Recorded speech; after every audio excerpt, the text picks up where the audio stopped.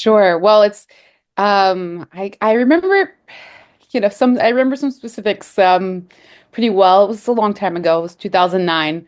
Um I had lived in Egypt in Cairo previously for a few years and had spent some time in Lebanon. So, you know, me as kind of a dumb outsider, you come to Yemen and I knew it would be different, but you still have these boxes of these experiences. And I landed in Sana'a and I'm like, oh my gosh, it's nothing like these other places.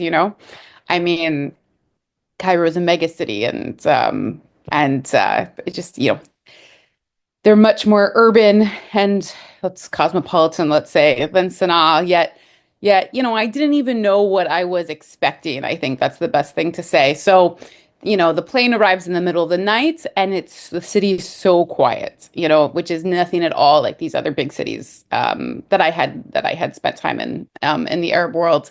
So it's just like, whoa, what is this? Like, where did I land? Like, I was expecting some sort of movement at night, but I in very Yemeni fashion, was had some hosts who an American woman who I didn't know very well, but I had met her once, and she was married to a Yemeni guy who was an Arabic teacher at a institute for like foreign language learners in Sana'a, and they offered to host me, and they picked me up and took me to their home, which was in the old city. So I got to see the old city right away, which you're just like, oh my goodness, this place is incredible and it's incredibly beautiful.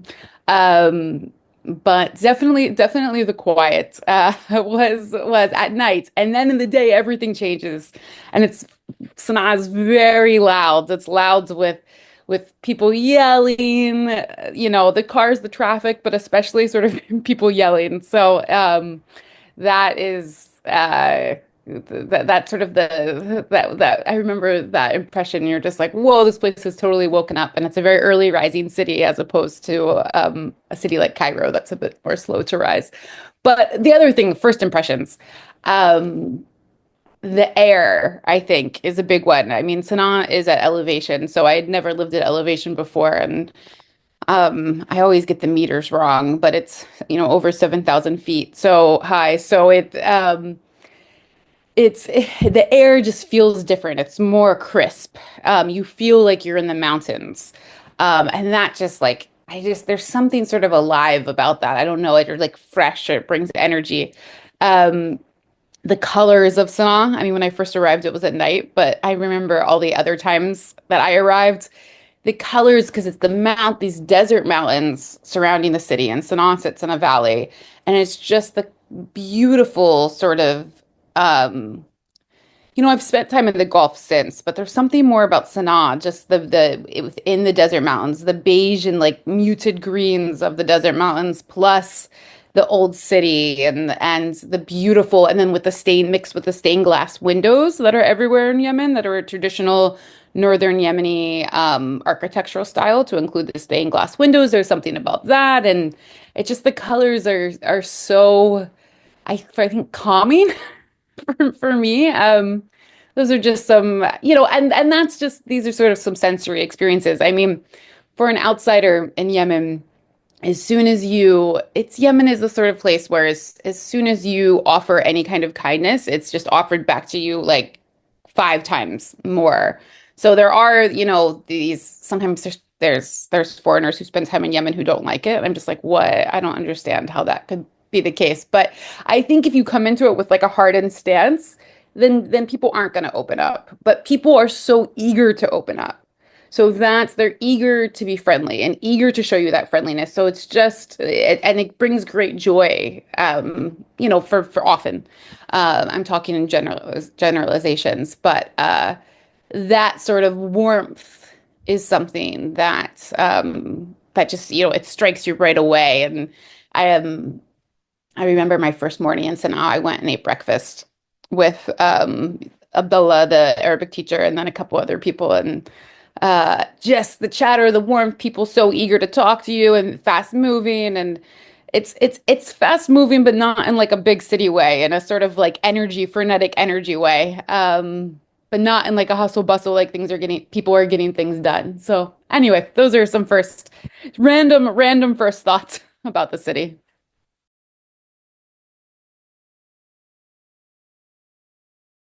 Yeah, I don't that's I think it's a complicated question with probably a lot of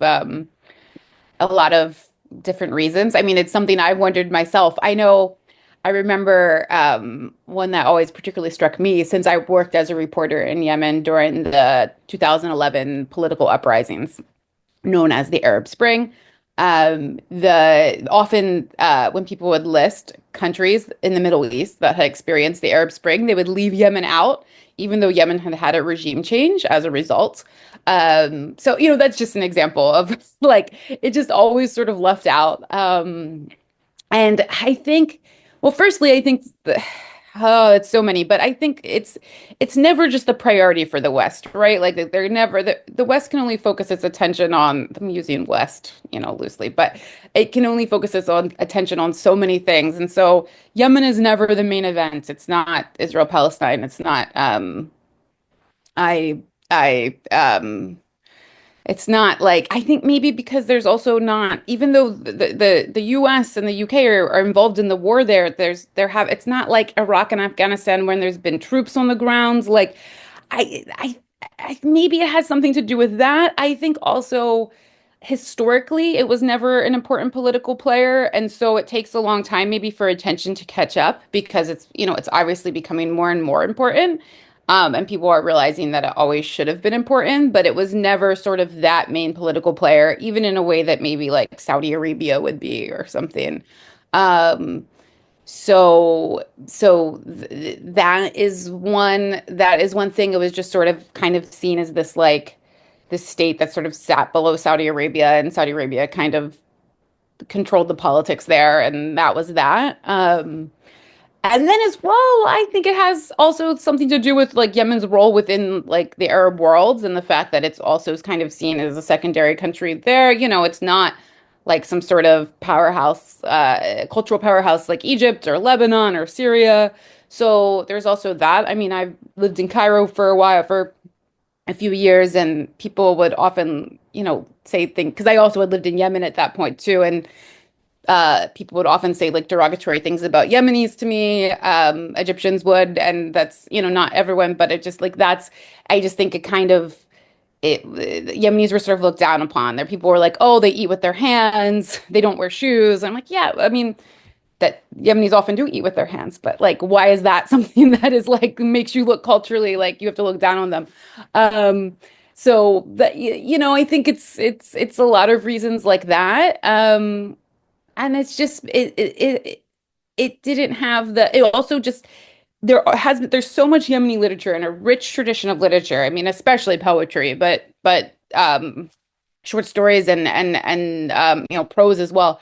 And it just doesn't have the like output to the out sort of the like Western publishing press because it doesn't have there's not like big publishing houses there like in Lebanon and Cairo. I think it's things like that, and um when some it's all of those things. So I mean Yemen obviously has been a lot poorer than its neighbors, and I think that ends up kind of maybe making a country seem putting it down maybe in the eyes of others as well. I don't know. It's something that I think there's many reasons, and I always wonder if it's going to change, and it like that change seems to be coming slowly, I guess.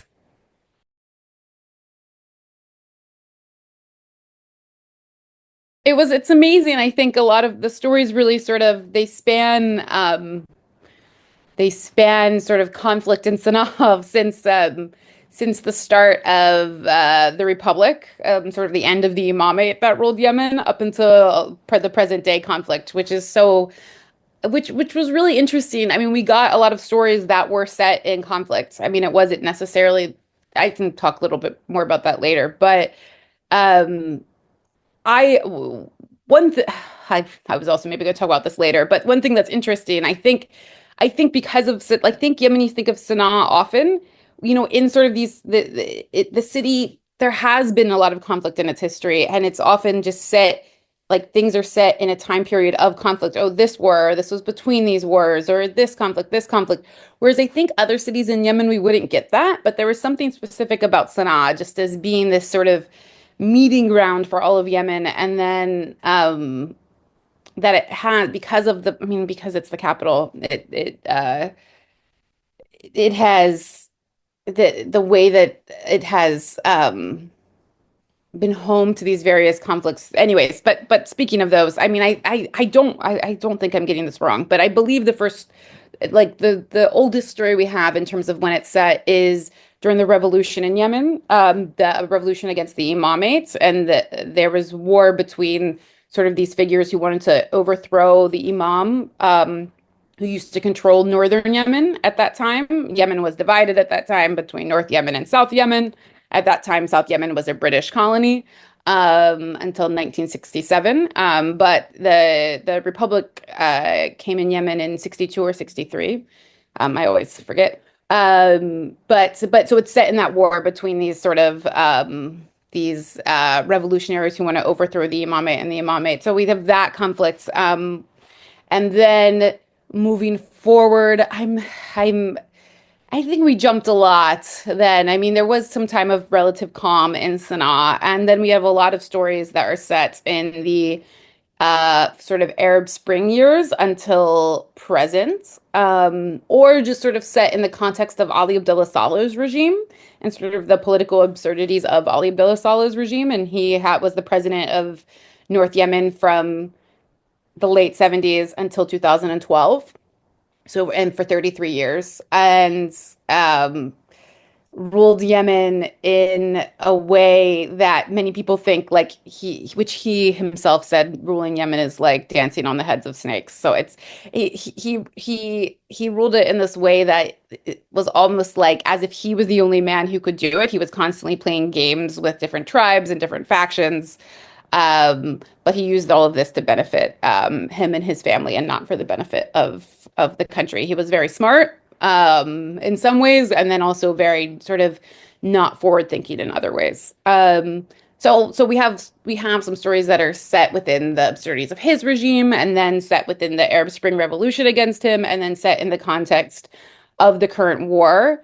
And with regards to life under the Houthis in Sana'a, which is, which has experienced a serious crackdown on freedoms, freedom of speech, women's freedoms, sort of freedom to work and things like that. And just there's a general sort of like, I think, tenseness. Maybe you could like liken it to living under Bashar Assad in Damascus, like just in terms of like being afraid to talk. I mean, there's differences too, but so we have stories sort of set in that context, but you never know when you're going to be arrested, kind of like you could be arrested for anything. So I think it really spans Sanaa's history, sort of modern history, which I think is quite interesting.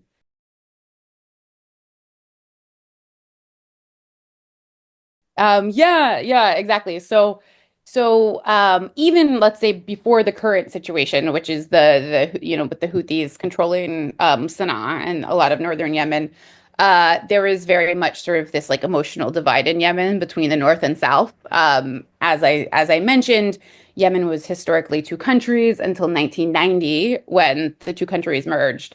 So it wasn't that long ago that they merged. So a lot of Yemeni writers from the south, or even from Taz, which is a city sort of in middle Yemen, in the central Yemen, that had been part of northern Yemen, but is a kind of a little bit more spiritually with the south.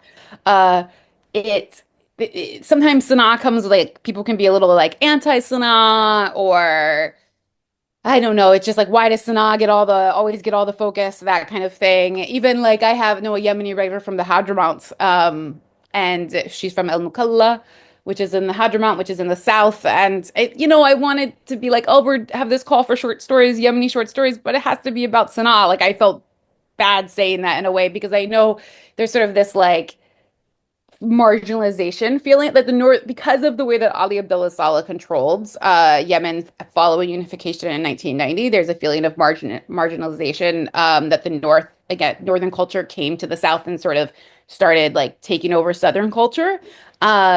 So that's part of the reason for the sort of anti-Sana'a feeling. And then this is like increased since the Houthis have taken over Sana'a, and that really I think now almost things have kind of like shaken out a bit, but when you first came to me with this story, it was with this idea for the Book of Sanaa. It was a while back, and at that time still it was fresh. Like it's just this really, really anti-Houthi feeling amongst Yemenis who are maybe not from Sanaa, have been pushed out of Sanaa due to the Houthi regime, which would be Yemenis that have a certain political background and leaning have been pushed out.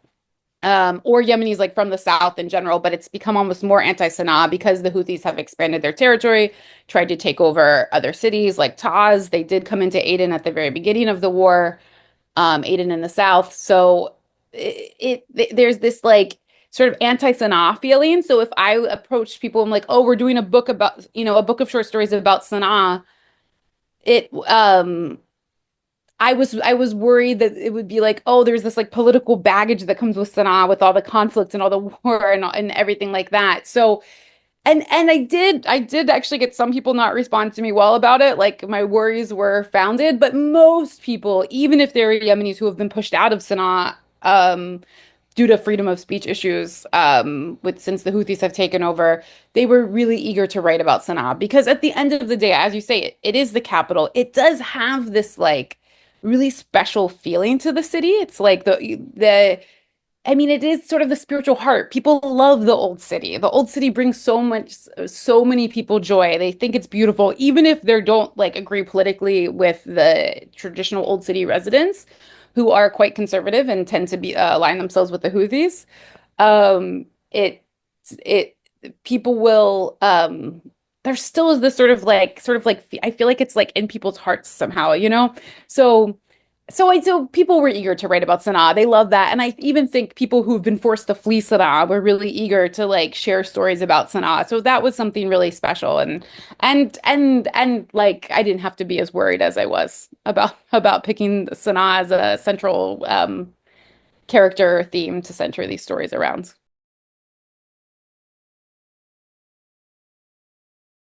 We put out the call for submissions, and I just sort of sent it out wide to contacts, and then especially to contacts who I knew had contacts within the wider literary community. I mean, I knew a lot of Yemeni journalists, given that my work as a journalist, but I didn't know a lot of Yemeni fiction writers.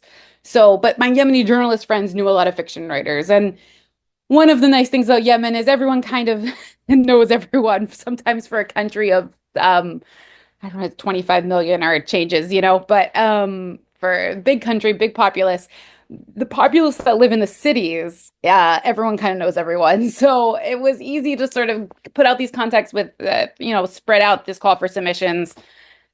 I saw it posted on Facebook like all over the place in places that, Yemeni sort of Facebook that I didn't post myself. Like it was we had a huge we had a huge response for submissions. I think that people were really eager to about this book. They were eager that it exists. I think there's so few opportunities like this for Yemeni writers to submit their work. So people are really excited.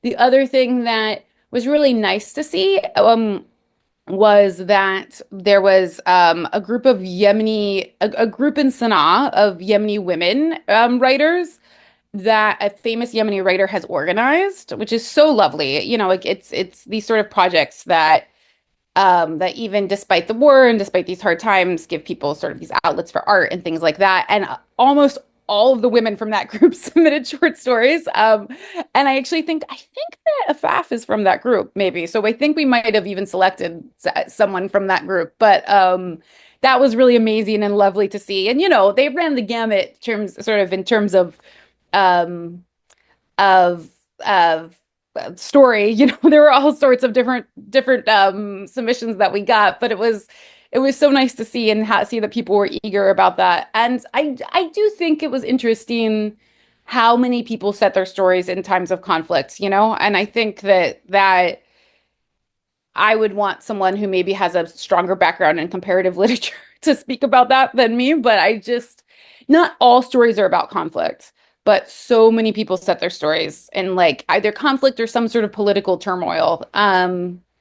which maybe speaks to people's desire to sort of turn the difficult situation they're in into art, um, somehow. So that would and make something beautiful out of this difficult situation they're in and put words to it. So that was it was nice to see. But stories also kind of ran the gamut. We've had stories about jinns. I'd One of the stories was sort of this like re inventing of like Dante. Like it was sort of hell story. Like we had everything, but I sadly we could only pick 10. It was hard to narrow it down to 10. And it was just by coincidence that we had five women and five men, but we didn't do that on purpose. It would just ended up being that we had five women writers and five male writers, which was nice, but it kind of like was sort of the submissions we got. It was like half women, half men.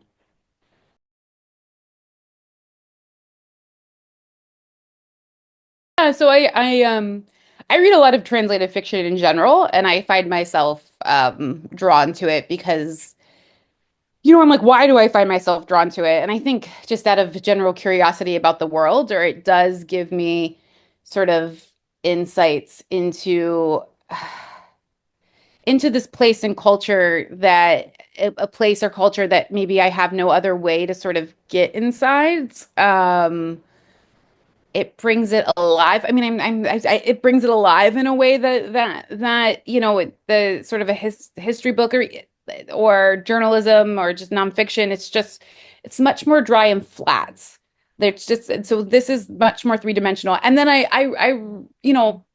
come at it from a biased angle, but when I like the when I last time I reread through the Book of Sanaa, I was just like, wow, this really does feel like it for me, it makes Sanaa come alive, which was I like so special. I haven't been in Sanaa for many years, unfortunately, sadly.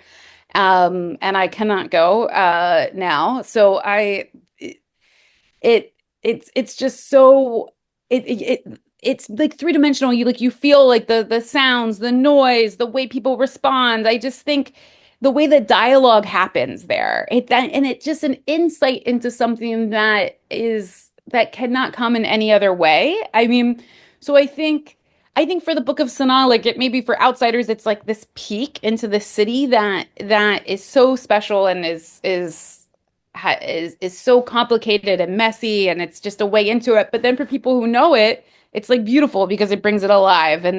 And they're really the stories also they're so different and so varied, but they bring it alive in different ways. And I just think the way I mean sometimes documentary can do that, or fiction if narrative film if it's done well can also do that. But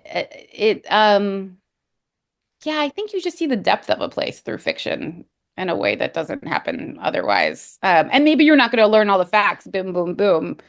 But like, why does that matter? Or it may matter sometimes, but sometimes it doesn't matter.